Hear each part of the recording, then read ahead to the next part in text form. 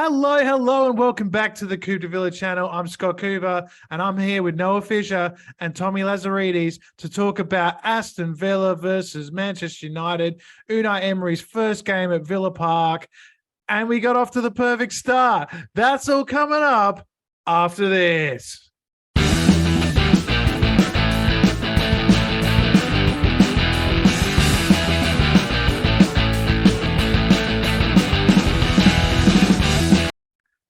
Okay, and yes, we were back, and Unai Emery was here for the first time taking charge of Aston Villa. It was Aston Villa versus Manchester United, as I mentioned earlier. And guys, Tommy, I'll come to you first. That first 10 minutes, could you believe it?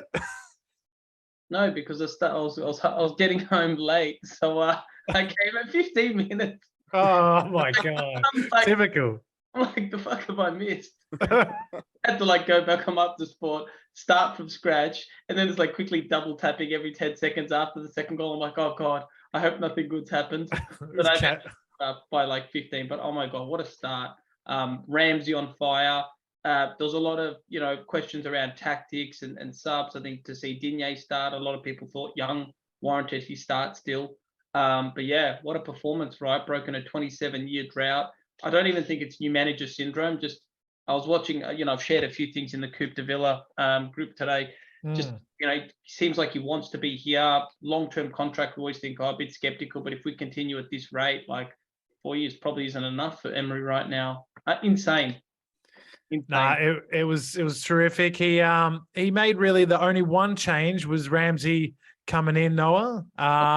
It was a similar team to Aaron Danks last week, but it had a totally different look to our 4-0 defeat up at Newcastle. It was just I've never seen our midfielders have so much time, in years. It was crazy. It was and honestly, when they were dribbling around, it was like they were floating. The way they were dribbling with the ball. And I think I said it on the Newcastle podcast that the Giovanni Lo Celso role that he had at Villarreal, that's what Jacob Ramsey was doing last night. He was absolutely fantastic. I mean, he technically scored 2 goals as well. The own goal definitely meant it. But what a day. And when Luca Digne was lining up for that free kick, I just had a feeling it was going to go in. I had a feeling it was going to go in.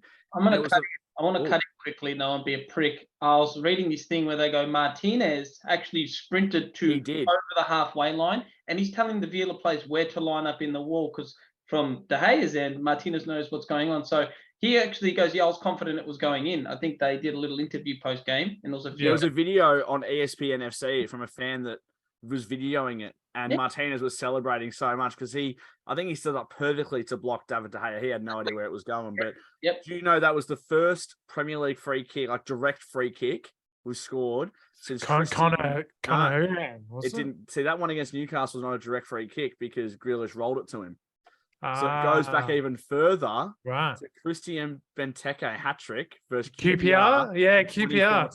Yeah. Wow. 2,700 days, something like that. Ridiculous. But as soon as Digne set up for that, I thought, he's going to score. Yeah. And the wall looked so far back as well. I know. And they were all complaining about that. And I was thinking, this could come back and hurt them. Yeah, and it did. And honestly, when Man U scored that second, their first goal, I thought, here we go. I've seen it happen in 2010 under Gerard Houllier. We're 2-0 up, flying, and then threw away the 2-goal lead and drew 2-2. It happens all the time. Yes, I remember one where Ruud van Nistelrooy scored a couple in the last minute to after we'd gone 2-0 up, I think, in that match, and we lost 3-2. So yeah, we don't have a good record at home against United. 1995 was the last time we beat them, and when that deflected shot from Luke Shaw goes in off Ramsey's back, you think, oh, here we go again. But again, second half, Tommy, they come out absolutely on fire. Oh, as in Villa, I think you mean United. I'm no, Villa. Yeah. Yeah. And honestly, I've got to give him credit because it's kind of reminiscent now of what's happening with Jesus at Arsenal. Ollie Watkins, man, just his hold-up play, significant involvement for the first and the third goal. I think he even just laid it off towards the second one as well before we conceded got the free kick. But yeah, a lot of hard work, up front, kind of lone wolf. Emery likes to play the two forwards close to each other, not where they split them out. So we weren't letting him get it at centre back. You're rolling it out, and then two are actually running the same way. And it's actually pretty smart because you're conserving more energy when you're only having to cover half, right? Because you're already starting in the middle. So yeah, really smart little tactic. It was unreal. And to score straight away, I thought, oh God, we've got a bit of insulation and insurance here. Funny enough, go to 80 minutes, Kamara comes on. And to be honest, look, I love Dendoncker and I love Louise. One of them's going to have to make way because when Kamara came on, this style is just perfect for him with these little triangles going, and he was just orchestrating it. And we're talking from like about 78 minutes to 96. The ball's in Man United's. I don't even think they got it past halfway nearly. We had them boxed final third, so they didn't even look like being somewhat of a threat. And like Martinez, a lot of catching practice. Like he's a freak, don't get me wrong, but yeah, it felt like they weren't really threatening at all in the second half. Yeah, apart from like a 10-minute period in the first half where I can't remember who had the first shot, but Emmy made a save and then he made a save off Ronaldo. Oh, the header. Yeah, the header. There was another shot just before that as well that he made a good save on. Garnacho with the Garnacho, yeah. Right. Well, apart from that period, they didn't really have any chances at all.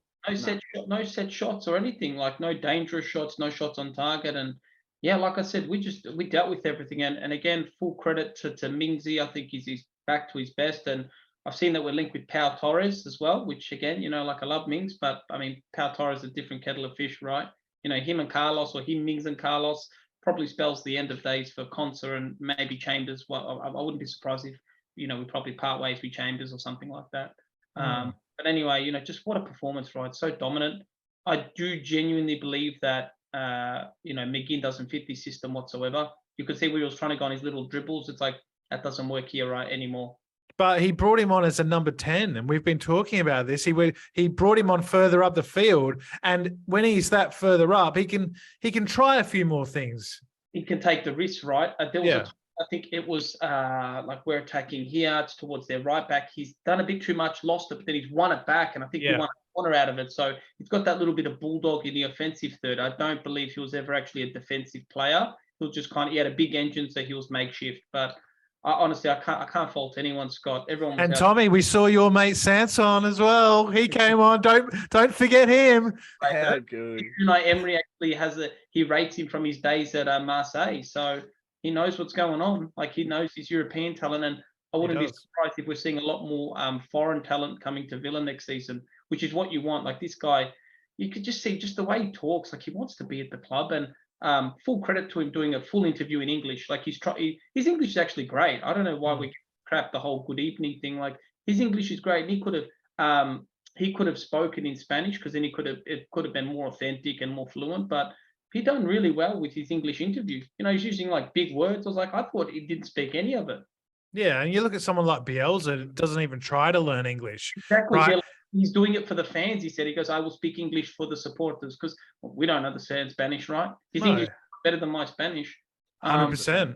I'm so happy like this. I'm not getting up, carried away, but I'm all for new manager syndrome. That's usually like if you win like a 3-2 or a 4-2, like Leeds, right? That awesome result for them this week too. Full credit to them. Awesome comeback. Like we dominated the whole way. Like you can look at the set shots and the possession. If you look at where the possession was for us and where their possession was, 70% of it's probably in their back line, if that. So yeah, I think the possession at the end of the game was fairly even. It was around, and considering we spent a lot of time with the lead and sort of, letting them have the balls for the second half, I think that just shows how good the first half was and the whole match, really. I mean, I thought we were so comfortable. I don't think we've played like that since, the Liverpool 7-2 and these sort of games that even Liverpool looked threatening, Scott. Like Man U, they got a deflected shot. There was no genuine threat on goal. One stat I'd like to find out, and I don't, I've got some stats out there, some statisticians. I'd actually like to see how many more times Emi Martinez touched the ball with his feet this game than any other game this season pre-Emery. Yeah, because everything was possession, right? Give it back to. We stop with Mings and Konsa, whoever's a centre back. Very rarely do we give it to Emmy or he hoofs it. He touched it, I reckon, 5-6 times more than he normally would, I reckon, this game compared to any others. And that's something new we'll see.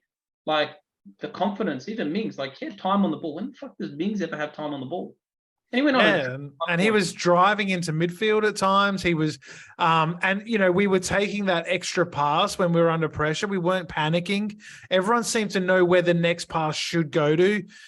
I saw someone on social media say, this is a sign of a good coach. Subtle changes, big difference, big impact. He's not doing a lot because he didn't have a lot of time, right? He only had, 2 or 3 training sessions or whatever. Not even a week. Yeah, and it just made such a big difference, and especially to that midfield. I just felt that our midfield hasn't looked that good in years. A long time. It's funny because you think like new coach, right? He could have been like, I'm going to start Sanson and Nakamba, just mix shit right up, start Archer. He got the best out of what's there, and it's kind of reminiscent of Newcastle, right? Because Eddie Howe, like they said, it's basically the same squad. Almiron's become this like Messi 2.0 all of a sudden. So I hope that Emery kind of follows those footsteps, and I'd love for us to push top 6 next season, and maybe our squad is better than Newcastle's on paper. Well, yeah, I mean, it could be. We've certainly got a better coach now, and that improves things like a hell of a lot. I think that I think this could be a manager bounce. There could be a little bit of that, but I don't think to say it's just that is fair, because you could see that this team is being coached now to a level that is up there with the other top managers in this league.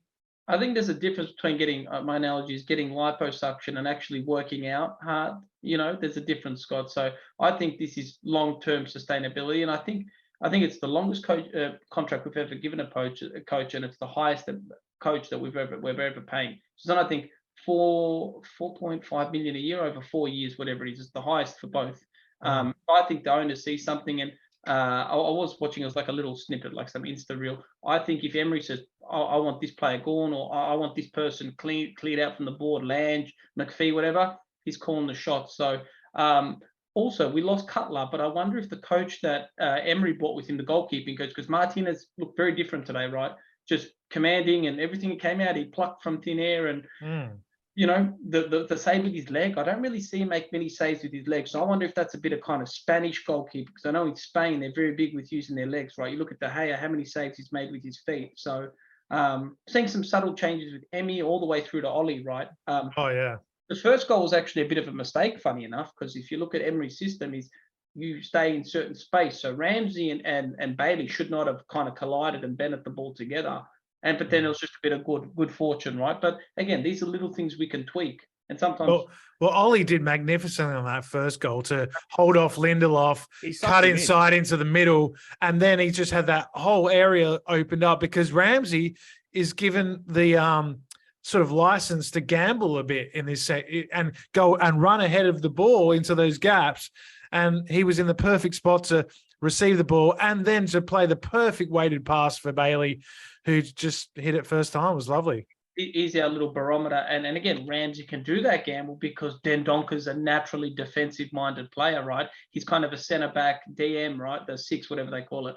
He can play 6. He can play centre-back. So he's natural, like defense first. Also, his break-up play, like Dendonka, he gets a lot of headers, believe it or not, off corners. So he's a big addition. I would be sad to see Kamara come in for him. I'd love to see Kamara and Dendonka, but that would spell the end of either Ramsey or Louise. One of them, I think, might get dropped because Dendonka and Kamara will be the duo, I think, that starts. Well, it's great to have those options. And Noah, the third goal, I think was probably the best goal of them all in terms of just the work rate from Ollie, the way he held off Lindelof, perfect ball back, and the finish from Jacob Ramsey was like a guy who's played 100 games or 150 games. Like, it was amazing. Ollie Watkins' performance, I think, will go under the radar a lot. I mean, let's say, for example, what's his name, Garnacho, how you say his name, had that sort of performance. It'd be all over social media, all over all these platforms. Because it's Aston Villa, it's not as big of a performance. But Ollie Watkins, besides a goal, what a performance that he had. I mean, pretty much created 2 goals. And like 3 or 4 weeks ago, if we try that cut back pass, it misses the player. Like, everything was just going perfectly for us. And the finish from Ramsey goes underrated as well. He had to lift it.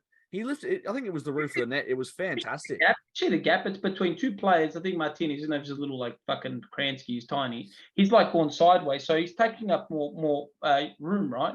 So the window of opportunity wasn't that big for Ramsey, but just belted it home and again in front of the whole 10. Like it's what you want. I think he got man of the match, right? Because technically he deserved it.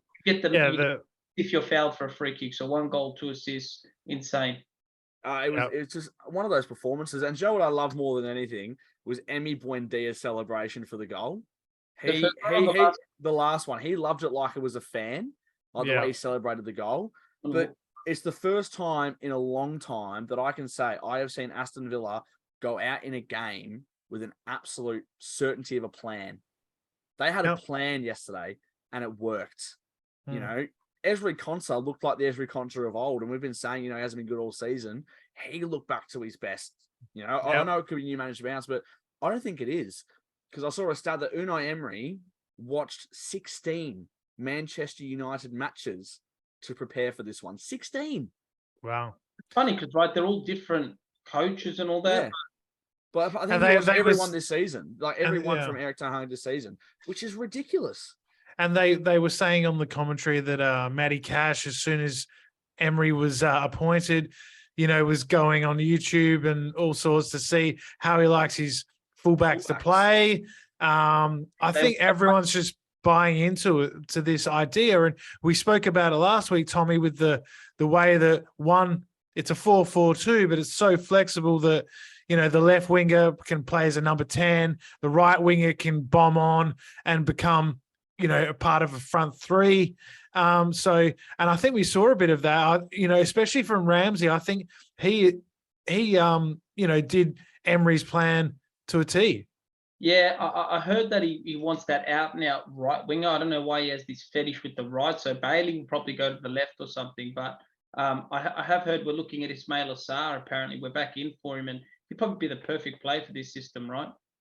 Get him on the open. God, would be scary. But yeah, look, it's just everyone's buying in, Scott. It's a weird formation. It's actually a 4-2-2-2, believe it or not. The way, I saw a pause, like a freeze frame. Yeah, and it was a very weird formation. But the way it adjusts in game, like it's like we're playing a 4-4-2, but then we're playing a 4-2-2-2, and then we're playing a 4-2-3-1.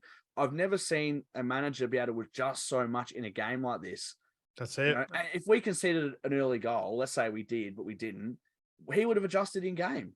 Sorry, I was just bringing up the third goal. Gee, he's only get copyright strikes here on this channel.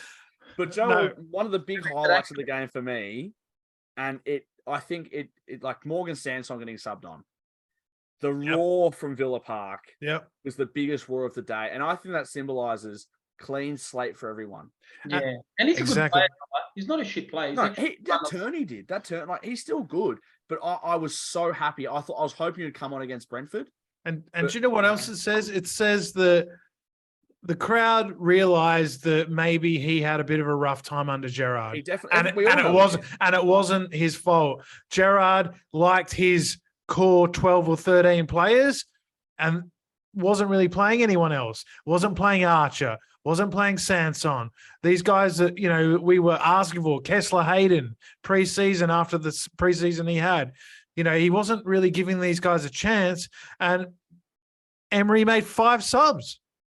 Unreal. And, I mean, Dank did too, but, yeah, it's a clean slate for everyone. So I genuinely think Gerrard was a bit of a problem.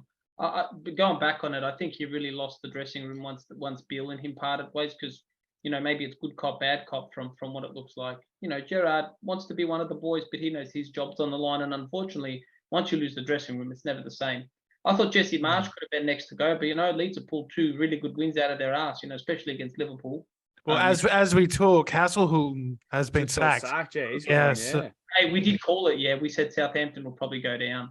I reckon they're a chance. No, to go down or stay up? No, to go down. Yeah, so do I. I picked them in our preseason predictions. Forest, Southampton, and Bournemouth, I reckon. Yeah, I think we said them 3. Yeah. What's that multi-paying, mate? I've never obviously you wake up after wins, right? And you're pretty happy, but I am stoked. I am so happy. And I think that Aston Villa got sacked, you prick. One of my mates, no. But I've got so many mates that are Manchester United fans, right? Of course. They send these messages in the chat, and it's like, or 25, whatever it is, 23 wins in a row at Villa, undefeated at Villa Park. We're about to make it 24, you know, like, and they're all like, you know, having a bit of a yarn. And then one of my mates is like, oh, I hate Emi Martinez. He's so cocky. He's so cocky. Well, good. Yeah, he is. Why wouldn't you be cocky? You're 3-1 up. You're winning a game. You know, why don't you score more goals? He won the Copa America. Like, you know, guy deserves to But be. it's because he's in their head. Like, start charging him rent. He's in on their head rent free. Like, start charging him rent. Please. Yeah, you're right. He is.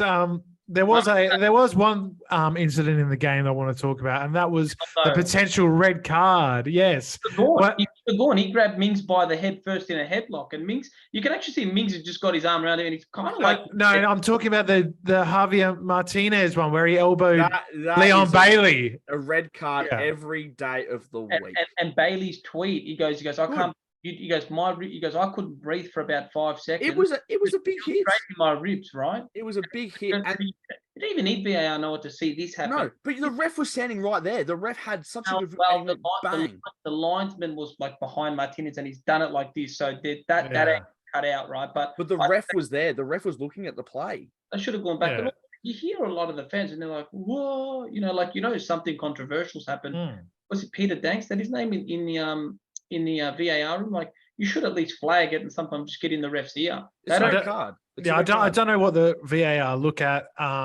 You know, I don't know how that can not be a red card, or at least send the referee over to have a look. You know, I mean, it's violent and foul play. Was it necessary?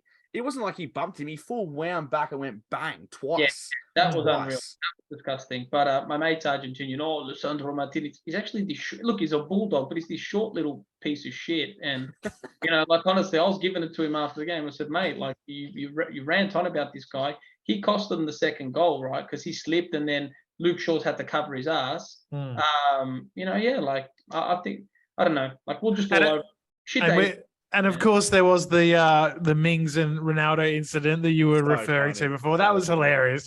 It just shows like where Ronaldo's career is at the moment. He's obviously very frustrated, and it was so good. The Villa fans were lapping it up. Yeah, it was so good to get in his head and to Merc Ronaldo. It's like he knew he instigated it, and look, it's all in the love of the game. Let him hug it out, whatever, tussle, and let it go on. You know, all these VAR shit. Football's a man's sport, right? Don't want to trigger anyone, but, you know, like, just let it go sometimes. We want to see that. Emotions flaring. You know, that's right. And it's good when you're on the right side of the scoreline when this sort of stuff's happening as well. Because it's normally Villa that are, you know, getting red cards like Douglas Luiz for no reason and things like that. I'm just like, what is happening? But it seemed like yesterday was just one of those days where everything went right for Villa. One of those weekends, Scott. One of those weekends, because I think I could be wrong. The first time I've ever seen it, the men's team first 11 won, the women's team won, under 23s and under 18s all won this weekend. Amazing! I didn't know about the under 23s and the under 18s, but I did see. So tell me about if that's ever happened again. I don't know if it has. I doubt it. Lehman took a beating after the game, I heard. Okay, well, I'll leave that one alone. But but I did see that we won against Liverpool away. Rachel Daly with a penalty. So that's good to see, because I think they'd come off 3 defeats in a row, the women's team, after their good start, and that puts them back in sort of in the sort of top 4, top 5. So that's good for them. And we've got Man United again on Thursday night, which I think is a great fixture, and because no pressure in this game. Man, why not? Yeah, I reckon we play the same team, or a similar team, a strong team. Because of Sanson or Kamara are considered bad options to bring on to start. No, but I think because we got Brighton in the league on the Sunday, I think it will be a partially rested team. Like, I think Sanson will start, Kamara will start, Chambers will start. I think that Augustinsson will start. Probably Olsen probably will get a gig. I don't know. Yeah, Young at right back, probably. Yeah, Young at right back. I'm not sure. I don't know if I'd be making that many changes. Maybe 2, maybe 3 or 4. But I would want to use this wave of momentum. If we could beat them again and then beat Brighton, go into the World Cup, we'll be like feeling like $1 million. I think Coutinho gets sold in the summer. Well, he's actually out for 10 weeks now. He's done his quad. What a shame. I know. But I'm not sure if you guys saw on Twitter that after the game had finished, they brought out all the training goals and all this stuff and all the unused subs and partially used subs like Sanson, all those guys, had a proper training session on the ground after the game. A full run through. And even Olsen. But that's what happens, right? Usually it's like you don't get your fitness, so be it. They don't really say to Coutinho on that, you got to go play with the under-23s this week. Because you lack match fitness. Doing a 1-hour session versus a 90-minute game, even 30 minutes as a sub, it's a very different game situation to training. But I'd never seen that done before. Nathan Dorr put it on Twitter because he was in his box and put photos of it up. I'm not sure. See if I can find it. Professionalism, mate. We're talking a guy that's won the Europa League. He knows what it takes to be a good club. Like here, look, like I'm not sure you guys can see, but all the training got all the players out. Even Olsen being used after the game had gone. For a few hours, apparently. It means that the players are all working on the same days. You you don't have a situation where they, some people are playing on the Friday night in the reserves. Some people are playing, in the first 11 on the Saturday. Everyone's in sync now. So I can see why they would do it. I don't know if you guys knew this. I was actually looking at it recently. Villarreal were one of the other clubs looking at signing Kamara, which I just think is funny, right? Because now it's like Emery gets to work with the guy he wanted. That's it. Honestly, I'm singling him out. When he came on, we were just a different class. He's so good. He's so good. From cash, he's turned around and he's done this like backspin pass, and it's like just whiz past 3 United players straight to Luca Digne. I thought, this is unreal because he loves that space. The way he played, even when we saw him in Brisbane, right? He just floats in between, and that's Emery's system. You've got different kind of allocated areas where he's got free roam to go across all of them. I love it. And then the diamond formation, that basically means we're outnumbering every midfielder on the opposition team 4-3 somehow, which is great, especially for a counter. When it's a 3-on-3, just go for it. Absolutely. And we can go all night on this. Like Sanson, definitely. Done at the bottom, he done it towards the coaching box. Sanson, he took on about 3 plays, and then he just gave. Yeah, he did. That's what it's confidence. It's a confidence thing. And then there's another time where he's pressured the right centre back, right back with De Gea, and then Ings nearly intercepted. Yep. And I actually thought all the subs did quite well. I thought, McGinn gave the ball away like 3 times when he first came on, but then he sort of did some good stuff after that.